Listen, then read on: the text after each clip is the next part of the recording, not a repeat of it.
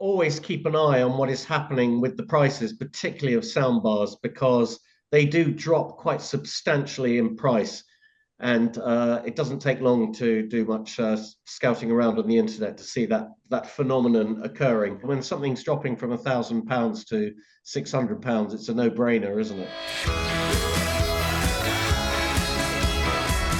Hello and welcome back to the channel. I'm Phil Hinton, and joining me on this video are AVForums reviewers Martin and Matt. Hello guys. Hi. How you doing? So the purpose of this video is we're going to look at the best soundbars of the year. We've done our Editor's Choice Awards. Basically, these are products that we've reviewed over the year and the ones that we think are the best. But first of all, we got a message from our sponsor, MPB. The power to tell a story is in us all. The power to change the way we feel, our understanding. Change the rules, how we see ourselves. Provoke. Change history. Together, let's change the bigger picture. Change access. Put camera gear in more hands. And keep the story going. Buy, sell, and trade used camera gear. MPB. And thanks to MPB for sponsoring the show. So here are our picks for the best soundbars. Of course, I just need to remind you, these are products that we've looked at and reviewed. So if your favourite isn't in here, that's probably because we haven't reviewed it through the year. But we've got through quite a few, Martin. You've looked at quite a few of the soundbars this year. So let's quickly move through, look at some of the highlights here in terms of the products that we've looked at. And of course, soundbars are still a huge category when it comes to AV. We're still seeing a lot of people downsizing from larger systems to smaller systems because they want to change the decor or the living environment that they're in. And some people getting into the hobby, and it's a great first step for people to get used to having immersive audio and so on from a soundbar, Martin. So let's look at best value. First of all, you looked at the majority. Yeah, so the majority Teton Plus, I mean, I probably wouldn't rank it quite as high as the, say, Creative Stage V2, but it's a very competent little soundbar, and that subwoofer along with it is also quite a competent performer as well. And I thought the dialogue was good. It had quite a nice spacious output on movies, which I guess is the point. But key to this, of course, is trying to get something that's a little better than your TV, and certainly for £100, I mean, you can't really go wrong with this. I thought it was one of Majority's better offerings from the last couple of years, and so should definitely be considered. And certainly if you're kind of looking at a second room or a second TV, might not be your main one, but for £100, hardly much to go wrong there with that. Yeah, and of course that's going to be an entry point for quite a few people into soundbars and sound that's not connected to the TV. We're going to move up the range a little bit in terms of a second room soundbar, but this again could be my first soundbar. It could be an entry point as well, and that's the Sharp. Yeah, and the Sharp as well. The thing I liked about this is that it actually it did Dolby Atmos pretty well. I mean, there was a sense of height. There was a sense of sound actually coming up through the top of the surface of the display. Also, actually a very beautiful looking unit. It's been very well designed. I've been very impressed with what Sharp has been offering. They're kind of recently back on the scene in their new form. And it was good to see this soundbar offering 2.02, admittedly Dolby Atmos, their version of immersive audio. And in fact, when I went to the product sort of symposium, that was actually held at Dolby's HQ in Soho, or London HQ. And so obviously came with Dolby's kind of endorsement. And I think it's a very effective little soundbar. Again, probably not for your main room, but very much for a bedroom or a second room. I would say it's perfect for that. And like I said, quite surprisingly good on movies and immersive audio. It's once you get over the entry point, you're getting into a little bit more expense. And one of the things that we always say is that maybe look at last year's product, because there's still lots of last year's product around. And that's certainly the case for the Samsung HWQ930C, because the 2024 models are the D models. So C model, you're saving a little bit of money, but you're still getting a lot of the immersive effects here, and you're actually quite a big step up in terms of audio quality. Yeah, absolutely. And always keep an eye on what is happening with the prices, particularly of soundbars, because they do drop quite substantially in price. And it doesn't take long to do much scouting around on the internet to see that phenomenon occurring.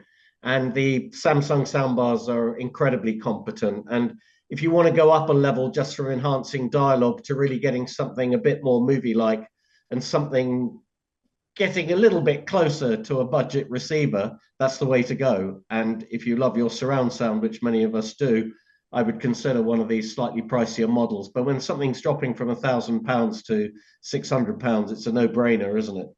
Yeah, it is, and that got our best all-rounder award there. Just moving through, Sonos are in here, of course, the new Arc Ultra. Simon Lucas had a look at that for us. Still having a few issues with the app there. They are promising that they're going to get those problems fixed out and so on. But yeah, it's very, very popular Sonos gear.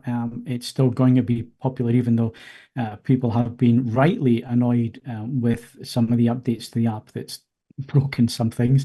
But they seem to be getting the house in order, and Simon gave that the best multi-room soundbar. Talking about downsizing, talking about your living space, and you want a product that's going to fit within that, is also where Samsung's other products have come in here. So the best lifestyle soundbar went to the Samsung HWS 800D. Really cute little soundbar. It has a little cubed subwoofer that goes with it. John Archer was really impressed with that. He reviewed it for us earlier in the year and put it forward for this award. So yeah, look out for that. And of course, you can see all of these products in our awards. They are on the website. Go to AVForums and have a look for the sound bars if you want to get into it in a little bit more detail. Another nice solution if you pick up our TV of the year, which we all know now is the LG G4, the LG USG 10 TY. Yeah, nice, easy, rememberable model number there. Off the top, just comes off the top of your head. That's designed to go with the G4 Kraken soundbar. Again, John Archer reviewed that for us. Thought it was excellent. And best value immersive audio soundbar, of course, goes to Samsung yet again.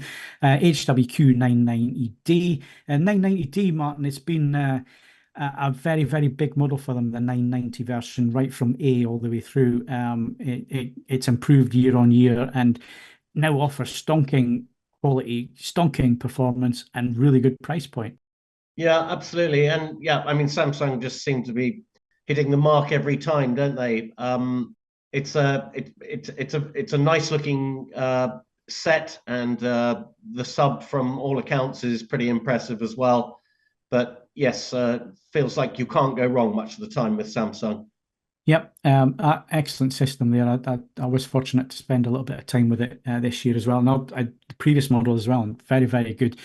Then we're going to move on to our gaming soundbar. That's the Sony BRAVIA Theatre 8. Again, John Archer put this one through as the contender and the winner of this category. Again, Sony really coming back this year. They've looked at the product line, they've looked at what they're doing, the new BRAVIA name right across all the products now, not just TVs, hoping to make it easier for people to find the right product. And the Theatre 8 sits under the Theatre 9.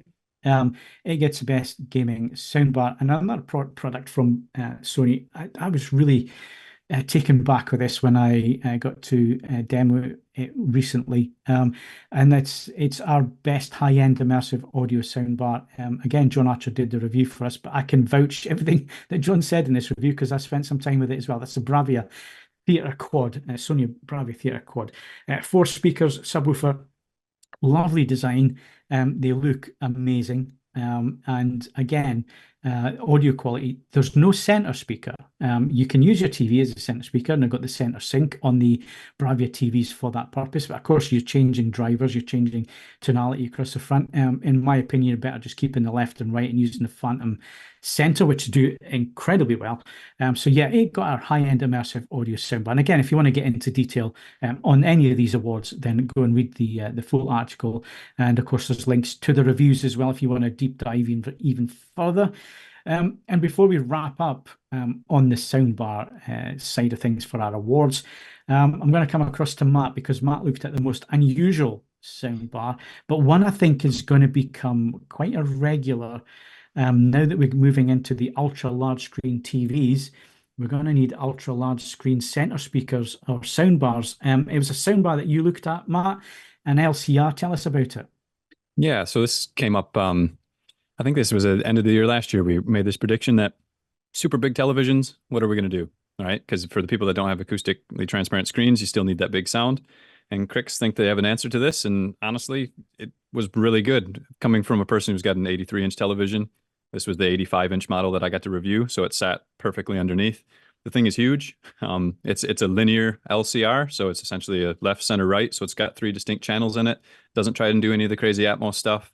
It's passive, so that's a little bit different. But it had sound like you'd expect from a good bookshelf set. Arguably some sound that could contend with some floor standards that I've heard. Just super impressive, and in a unit that I guess resembles a sound bar, but even they don't call it that. They call it a sound experience because it's big all the way around. Super impressive, but I think the Aussies nailed this one. And Krix, I don't think gets too much coverage in the UK, but I think this is a really good outing for them. And you touched on it. I think this is a product or a product category that we're certainly going to see a lot more of, especially if you can pick up a 98-inch TV for $2,000 these days. This is the next product cycle, I think. Definitely. And for somebody who wants to jump into the AVR world, who doesn't want it, like all the processing to happen within the unit, and they still want to have that flexibility to maybe grow in the future or whatever, I think it's a great segue for a lot of people, or maybe that baby step that we didn't know we needed as we grow or shrink. So that's our soundbars, and the last piece of the puzzle is our soundbar manufacturer of the year. If you haven't guessed it already, it's Samsung. They've been knocking it out of the park when it comes to soundbars. They have been doing that for a number of years now. If you want to find out more, again, you can read our soundbar article and the Editor's Choice Award article on the website. You can deep dive into the reviews as well and read a little bit more, or head over to the Soundbar forum on AVForums. Lots of users in there sharing their experiences with all these products and more. You can get tips and advice and so on at AVForums for that as well. And that wraps up this video. My thanks to Matt and Martin, and we'll see you in the next one. Goodbye. Thanks, mate.